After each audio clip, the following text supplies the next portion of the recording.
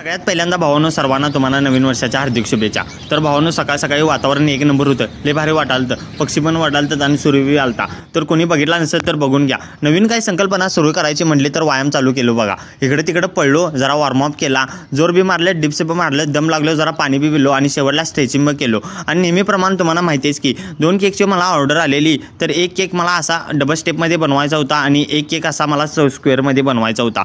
मग काय 2 केक अशा पद्धतीने पॅक केलो, एक असा केला आणि एक असा केला। मग अक्षाला बोलवून घेतलं, तर अक्षा व्हिडिओत असं बघालता। अक्षाला म्हटलं एवढं 2 केक देऊया म्हणजे आपला विषय संपतोय। मग डायरेक्ट आलो आम्ही डायरेक्ट अमोलदांच्या घरला। मग तिथं अमोलदा नव्हतं, असं मस्तपैकी डेकोरेशन केलं, तर रियाचा बर्थडे होता आणि हीच ती आहे छोटीशी रिया, किती क्यूट आहे बघा, 2 वर्षाचीच आहे। अमोलदा काय मला भेटलं नाही, डायरेक्ट आम्ही गेलो दुसरा केक द्यायला। रंकाळ्यापाशी आम्हाला गर्दी लागली ढीक, त्यात गेला एक 15-20 मिनिटं।